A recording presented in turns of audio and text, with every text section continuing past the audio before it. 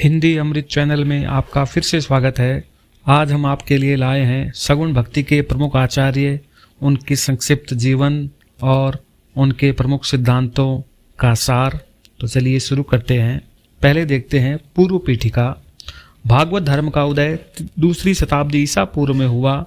इसके फलस्वरूप यूनानी विद्वान हेलियोडोरस ने खुद को भागवत कहने में गौरव का अनुभव किया। प्रस्थान त्रयी। 3 ग्रंथों को प्रस्थान त्रयी कहा जाता है: उपनिषद, गीता, ब्रह्मसूत्र। शंकराचार्य ने सर्वप्रथम प्रस्थान त्रयी पर भाष्य लिख अद्वैतवाद का प्रवर्तन किया। बाद में शेष आचार्यों ने भी इनका अनुसरण कर भाष्य लिखे। अब देखिए सगुण भक्ति के प्रमुख आचार्यों का विवरण देखते हैं। सबसे पहले श्री रामानुजाचार्य। इनका जन्म 1017 ईस्वी में श्री पेरम्बदूर तमिलनाडु में हुआ। 1137 में ये ब्रह्मलीन हुए। इनके उपास्य राम हैं।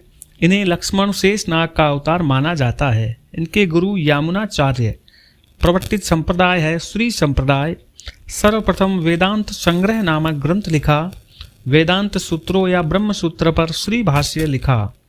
ब्रह्म सूत्र पर 2 लघु टीकाएं लिखी, वेदांत द्वीप और वेदांत सार। इनकी अंतिम रचना गीता भाष्य। इनकी शिष्य परंपरा में आगे रामानंद हुए। रामानुजाचार्य द्वारा प्रतिपादित सिद्धांत है विशिष्टाद्वैतवाद। यह वेदांत दर्शन पर आधारित है। परमात्मा के संबंध में 3 स्तर माने: ब्रह्म यानी ईश्वर, चित्त यानी आत्मा या जीव, अचित्त यानी प्रकृति।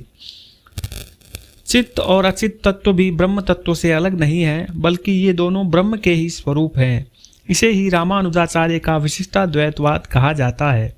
जिस तरह से शरीर और आत्मा दोनों अलग अलग नहीं है, शरीर आत्मा के उद्देश्य की पूर्ति के लिए कार्य करता है, उसी प्रकार ईश्वर से अलग होकर चित्त और अचित्त का कोई अस्तित्व नहीं है। यह ईश्वर का शरीर है और ईश्वर ही इसकी आत्मा है। रामानुजाचार्य ने भक्ति को जाति एवं वर्ग से पृथक माना, वह सभी के लिए सहज संभव माना है। जीव ब्रह्म में पूर्णतया विलय नहीं होता, बल्कि भक्ति के द्वारा ब्रह्म को प्राप्त करके जीवन मृत्यु के बंधन से छूटना, यही मोक्ष है। अब देखिए इनके सिद्धांत का सार। पुरुषोत्तम ब्रह्म सगुण व सविशेष है। भक्तों पर अनुग्रह के लिए वे 5 रूप धारण करते हैं। भक्ति ही मुक्ति का साधन है। जीव ब्रह्म में शेष शेषी संबंध है। जीव शेष यानी दास व ब्रह्म शेषी यानी स्वामी है। अगले आचार्य हैं श्री मध्वाचार्य। इनका जन्म दक्षिण कन्नड़ जिले के उडुपी शिवल्ली नामक स्थान के पास पाजक नामक एक गांव में सन 1238 ईस्वी में हुआ। 79 वर्ष की अवस्था में 1317 ईस्वी में ये ब्रह्मलीन हुए। इनके बचपन का नाम वासुदेव, अन्य नाम है पूर्ण प्रज्ञ व आनंद तीर्थ। इन्हें वायु का 3य अवतार माना जाता है। पहले अवतार हनुमान जी, दूसरे पांडुपुत्र भीम। उडुपी में श्री कृष्ण मठ की स्थापना श्री मध्वाचार्य ने की। यज्ञों में पशु बलि बंद कराने का सामाजिक सुधार इन्हीं की देन है। प्रवर्तित संप्रदाय है ब्रह्म संप्रदाय।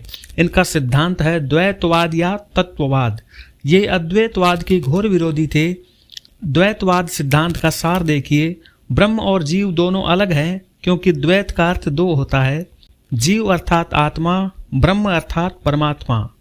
भक्ति द्वारा जीव ब्रह्म से जुड़ जाता है। भगवान विष्णु 8 गुणों से उपेत और सर्वोच्च तत्व है। जगत सत्य है। ईश्वर और जीव का भेद, जीव का जीव से भेद, जड़ का जीव से भेद वास्तविक है। अल्पज्ञ जीव सर्वज्ञ विष्णु के अधीन रहकर ही कार्य करता है। अपने वास्तविक सुख की अनुभूति ही मुक्ति है। मुक्ति का सर्वश्रेष्ठ साधन अमला भक्ति है। अगले आचार्य हैं श्री विष्णु स्वामी। इनकी उत्पत्ति 13वीं शती में मानी जा सकती है, भक्तमाल के आधार पर। प्रवर्तित संप्रदाय है रुद्र संप्रदाय या विष्णु स्वामी संप्रदाय। इनका ग्रंथ है सर्वज्ञ सूक्त। नरसिंह ईश्वर के प्रधान अवतार हैं। ईश्वर सच्चिदानंद स्वरूप है। वल्लभाचार्य इनकी शिष्य परंपरा में हुए।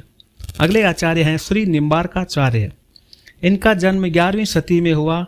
निम्बार्क शब्द निम्ब प्लस अर्क से बना है। निम्ब यानी नीम, अर्क यानी सूर्य, अर्थात नीम के वृक्ष के ऊपर सूर्य दर्शन। इन्हें निम्बादित्य भी कहा गया। इनके बचपन का नाम नेमानंद है। इनके प्रसिद्ध ग्रंथ हैं वेदांत पारिजात सौरभ। यह प्रस्थान त्रयी पर टीका है। इनका संप्रदाय है निम्बार्क या सनकादि या सनक संप्रदाय। इस संप्रदाय का प्रधान ग्रंथ है श्रीमद् भागवत। इस संप्रदाय के अनुयायी गोपी चंदन का तिलक लगाते हैं। आचार्य निम्बार्क के दो प्रमुख शिष्य थे, केशव भट्ट और हरि व्यास। इनसे निम्बार्क संप्रदाय दो शाखाओं में बंट गया, विरक्त और गृहस्थ। विरक्त हैं केशव भट्ट के अनुयायी, गृहस्थ हैं हरि व्यास के अनुयायी। इनके उपास्य हैं राधा कृष्ण युगल। वृंदावन निकुंज विहारी युगल किशोर भगवान श्री राधा कृष्ण की श्रुति पुराणादि शास्त्र सम्मत रसमयी मधुर युगल उपासना का आपने सूत्रपात कर इसका प्रचुर प्रसार किया। निम्बार्काचार्य को सुदर्शन चक्र का अवतार माना जाता है। स्वामी हरिदास का सखी संप्रदाय निम्बार्क संप्रदाय की एक शाखा है। श्री निम्बार्काचार्य का सिद्धांत है द्वैताद्वैतवाद या भेदा भेदवाद। द्वैताद्वैतवाद सिद्धांत का सार देखिए, जीव ब्रह्म से भिन्न है और अभिन्न भी। जीव ब्रह्म का अंश है, ब्रह्म अंशी है। जीव जगत और ब्रह्म में वास्तविक रूप से भेदाभेद संबंध है। जीव अणु अल्पज्ञ है, भक्ति ही मुक्ति का साधन है। निम्बार्क ब्रह्म को चतुष्पाद मानते हैं। यह दृश्यमान संसार ब्रह्म का प्रथम चरण है। विश्व के समस्त पदार्थों को विभिन्न रूपों में देखने वाला जीवात्मा द्वितीय चरण है। समस्त ब्रह्मांड के पदार्थों का नित्य दृष्टा ईश्वर तृतीय चरण है। इन तीनों से ऊपर आनंद मात्र का अधिष्ठान अक्षर ब्रह्म चतुर्थ चरण है। ब्रह्म समग्र आनंद की अनुभूति करता है, अतः वह ईश्वर और सर्वज्ञ कहलाता है। उसकी तुलना में जीव आनंद के एक विशेष अंश का ही अनुभव या ज्ञान करता है। सर्वज्ञ न होने के कारण ही जीव ब्रह्म के अधीन है। ईश्वर ब्रह्म, जीव ब्रह्म और जगत ब्रह्म, इन तीनों का अधिष्ठान अक्षर ब्रह्म है। हृदयस्थ वृंदावन में प्रिया प्रियतम और प्रेम, इन तीनों की समवेत स्थिति का चिंतन ही उपासना है। इस स्थिति की चरमावस्था में जब साधक साध्य और साधन का भेद मिट जाता है तो जीव नित्य कांता भाव से अखंड प्रेम रस का आस्वादन करता है। अगले आचार्य श्री वल्लभाचार्य। वल्लभ का शाब्दिक अर्थ है प्रिय या प्रेमी। यह विष्णु और कृष्ण का एक नाम है। इनका जन्म 14 अप्रैल 1479 में छत्तीसगढ़ के रायपुर जिले के चंपारण नामक स्थान पर हुआ। 1531 में ये ब्रह्मलीन हुए। इनके दो पुत्र हुए, गोपीनाथ, विठलनाथ। मुगल शासक अकबर इनकी विद्वता से प्रभावित था। इन्होंने ब्रज क्षेत्र स्थित गोवर्धन पर्वत पर अपनी गद्दी स्थापित कर शिष्य पूरनमल खत्री के सहयोग से संवत 1576 में श्रीनाथ जी के भव्य मंदिर का निर्माण कराया। ब्रह्मसूत्र पर अणुभाष्य लिखा, भागवत महापुराण पर सुबोधिनी टीका लिखी। अन्य ग्रंथ हैं तत्वार्थ दीप निबंध, मधुराष्टकम। इनका मार्ग है पुष्टि मार्ग। इनके शिष्यों की संख्या 84 है। इनके पुत्र श्री विठलनाथ जी ने बाद में इनके 4 प्रमुख शिष्यों सूरदास, कृष्णदास, परमानंद दास और कुंभन दास तथा अपने 4 शिष्यों नंददास, चीत स्वामी, गोविंद स्वामी तथा चतुर्भुज दास का एक समूह स्थापित किया जो अष्टचाप कवि के नाम से प्रसिद्ध है। इसका स्थापना वर्ष है 1565 ईस्वी। इनका सिद्धांत है शुद्धाद्वैतवाद। शुद्धाद्वैतवाद सिद्धांत का सार इस प्रकार है, ब्रह्म माया से सर्वथा अलिप्त अर्थात शुद्ध है। जैसे स्वर्ण अनेक रूपों में बदलकर भी शुद्ध स्वर्ण ही रहता है। ब्रह्म माया से सर्वथा अलिप्त अर्थात शुद्ध है। जैसे स्वर्ण अनेक रूपों में बदलकर भी शुद्ध स्वर्ण ही रहता है, इसी प्रकार ब्रह्म भी शुद्ध ही है।